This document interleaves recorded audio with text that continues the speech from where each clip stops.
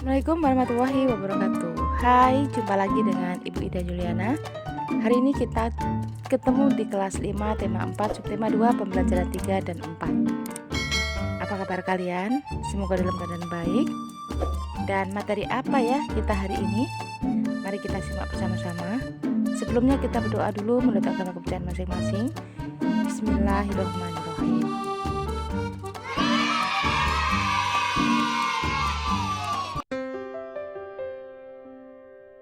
Hari itu, Dayu dan teman-teman akan melakukan wawancara. Dayu, Edo, dan Lani sepakat untuk berangkat bersama. Mereka juga sepakat bahwa Dayu dan Edo akan menghampiri Lani terlebih dahulu. Kemudian berangkat lalu menuju ke tempat narasumber wawancara. Tapi ternyata si Lani bermalas-malasan. Katanya badannya lemas. Si Dayu pun punya ide untuk berpantun. Kamu masih ingat pantun dan ciri-cirinya? Pantun adalah bentuk puisi Indonesia atau Melayu yang tiap baitnya terdiri atas 4 baris. Berikut merupakan ciri-ciri pantun. Mari kita lihat pantun si Dayu pada tabel bawah ini.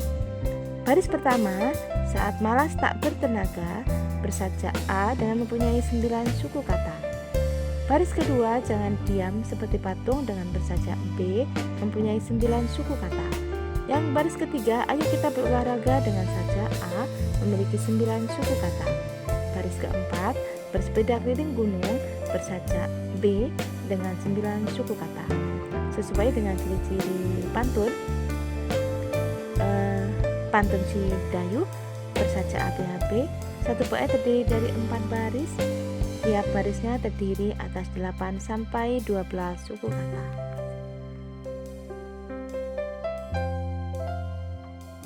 Nah, mari kita lihat tentang 2 baris pertama adalah sampiran dan 2 baris berikutnya adalah isi pantun.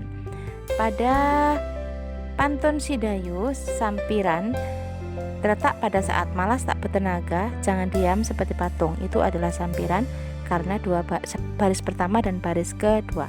Kemudian baris ketiga, ayo kita berolahraga dan bersepeda keliling gunung merupakan isi dari sebuah pantun. Dan apa ya amanat pantun atau pesan dari pantun si Dayu? Berolahraga merupakan salah satu kegiatan untuk menjaga kesehatan. Olahraga yang dapat dilakukan dengan berbagai macam cara, misalnya bersepeda.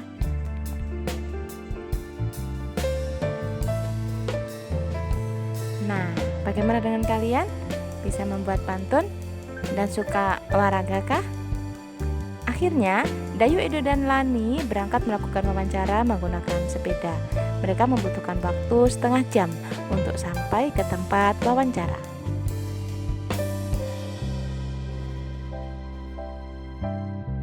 Dayu, Edo, dan Lani sampai ke rumah narasumber wawancara. Mereka akan mewawancarai Pak Damar. Pak Damar merupakan pengusaha sandal kesehatan.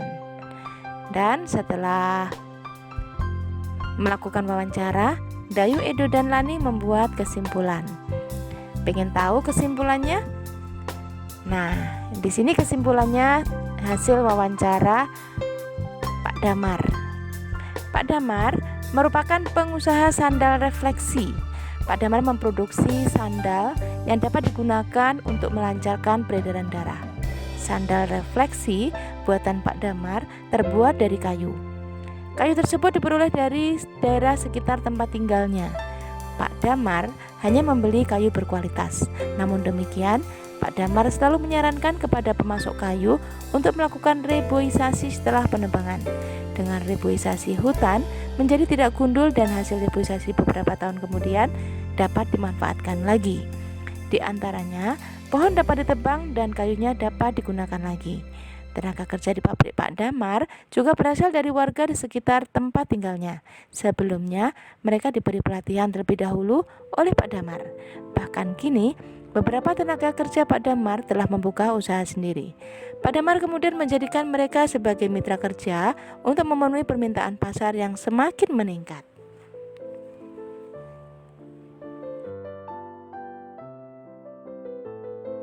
Dari kesimpulan hasil wawancara tadi, kita bisa melihat bahwa yang dilakukan Pak Damar adalah contoh interaksi manusia dan lingkungan.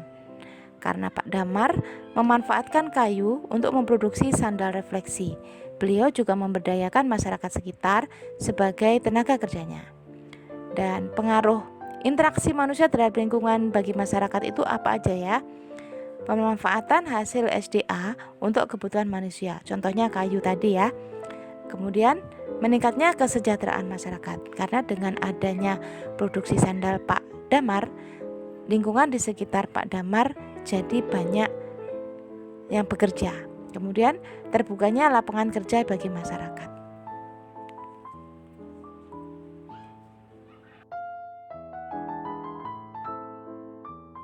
Dari kesimpulan wawancara tadi, kamu juga bisa menemukan hal lain seperti manfaat usaha Pak Damar bagi masyarakat sekitar, atau usaha yang dilakukan Pak Damar untuk mengurangi kerusakan lingkungan akibat usahanya.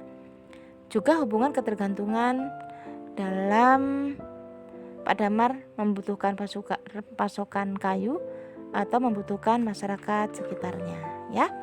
Kalian bisa menemukannya di buku siswa tentang kesimpulan wawancara dengan Pak Damar. Kemudian kita lanjut ke rumahnya Dayu.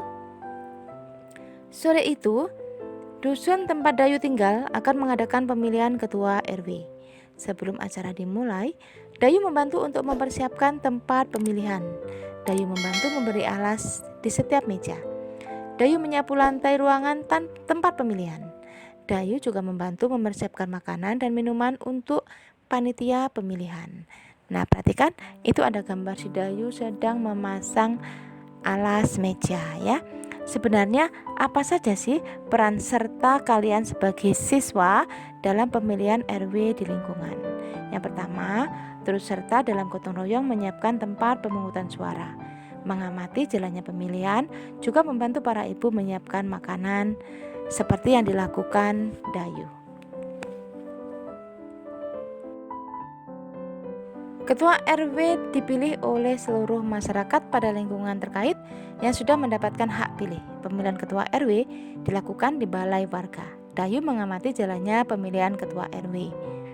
Dayu menulis laporan singkat mengenai pemilihan ketua RW, dan seperti ini laporan singkat yang dibuat oleh Dayu. Laporan pengamatan pemilihan ketua RW. Nama Dayu, hasil pengamatan, calon ketua RW-nya siapa? Bapak Herman Santoso, Bapak Yandi Hermawan, Bapak Bakri Widodo. Dan yang kedua, jumlah pemilihnya 365, tempat pemilihannya di balai warga, dan hasil pemilihannya sebagai berikut. Nomor 1, nama calon ketua RW, Bapak Herman Santoso mendapatkan suara 80, dan yang kedua Bapak Yandi Hermawan mendapatkan jumlah pemilih 90, sedangkan Bapak Bakri Widodo mendapatkan jumlah pemilih 195. Total jumlah pemilih adalah 365. Ketua RW terpilih adalah Bapak Bakri Widodo dengan jumlah pemilih 195.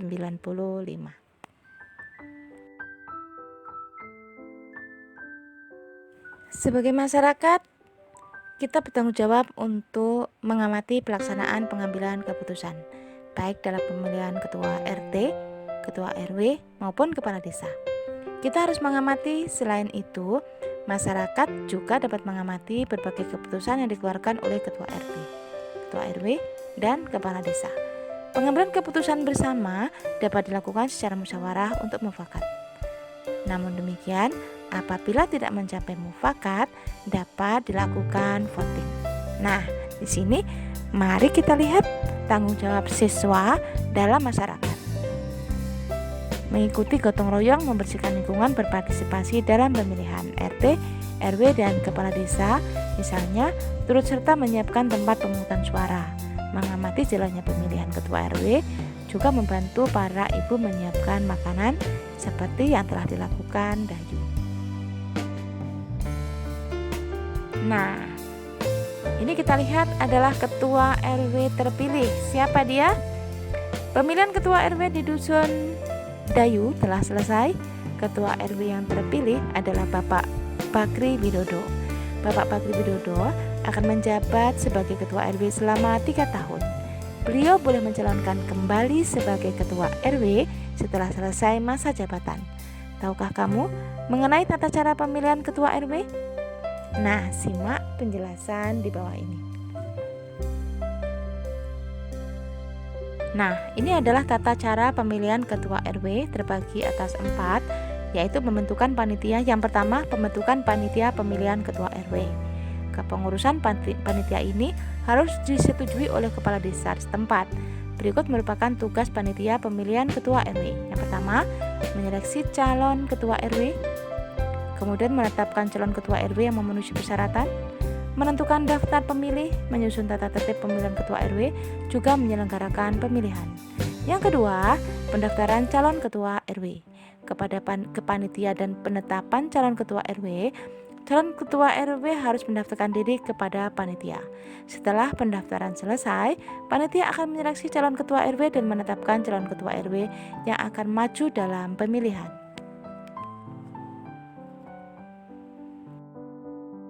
Yang ketiga, yaitu penyelenggaraan pemilihan ketua RW. Pemilihan ketua RW diselenggarakan oleh panitia. Pemilihan tersebut harus berasaskan luber judil, yaitu langsung, umum, bebas, rahasia, jujur, dan adil. Ketua RW dipilih oleh warga masyarakat yang telah memenuhi syarat, telah berumur 17 tahun, atau sudah menikah. Dan tata cara yang keempat, pelantikan ketua RW baru. Setelah pemilihan selesai dan memperoleh hasil, maka ketua RW akan dilantik oleh kepala desa setempat.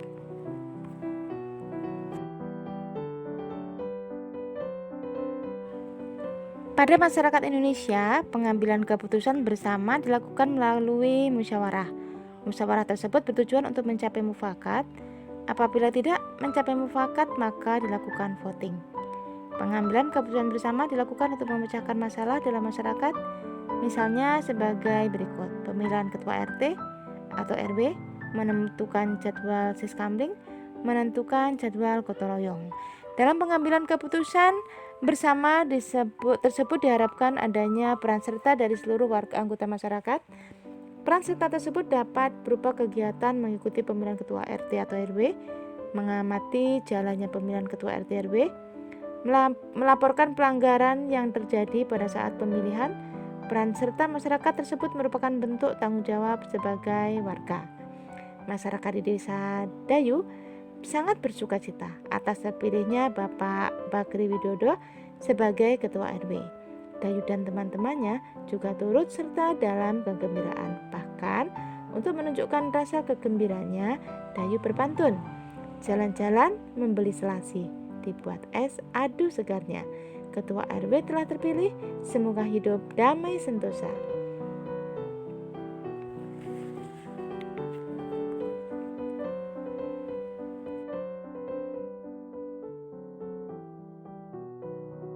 Program kerja pertama Pak Bakri Widodo adalah mengadakan jalan sehat bagi warganya. Jalan sehat tersebut diadakan pada hari Minggu agar dapat diikuti oleh seluruh warga masyarakat. Rencananya, jalan sehat akan dilakukan mengelilingi desa dengan menempuh jarak 6 km.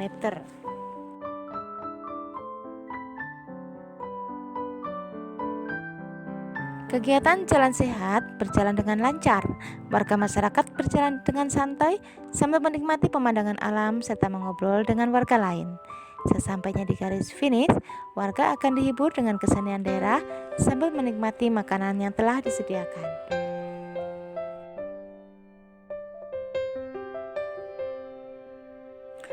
Kegiatan jalan sehat merupakan contoh interaksi manusia dengan lingkungan, baik lingkungan alam maupun lingkungan sosial. Interaksi manusia dengan lingkungan mempengaruhi pembangunan sosial budaya.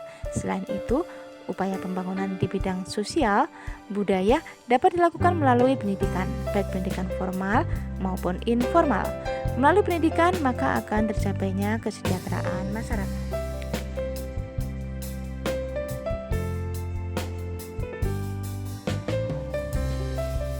Nah, berikut ini adalah contoh aktivitas masyarakat dalam upaya pembangunan sosial budaya, yaitu mengikuti wajib belajar 9 tahun yang telah dicanangkan oleh pemerintah. 2. Mengikuti pelatihan keterampilan seperti menjahit, membatik, membuat karya kerajinan lain, atau turut serta dalam organisasi masyarakat.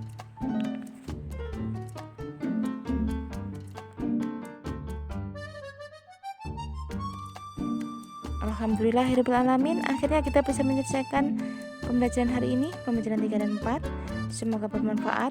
Mohon maaf jika ada salah-salah kata. Thank you for watching. See you next video. Bye bye. Jangan lupa komen di kolom komentar.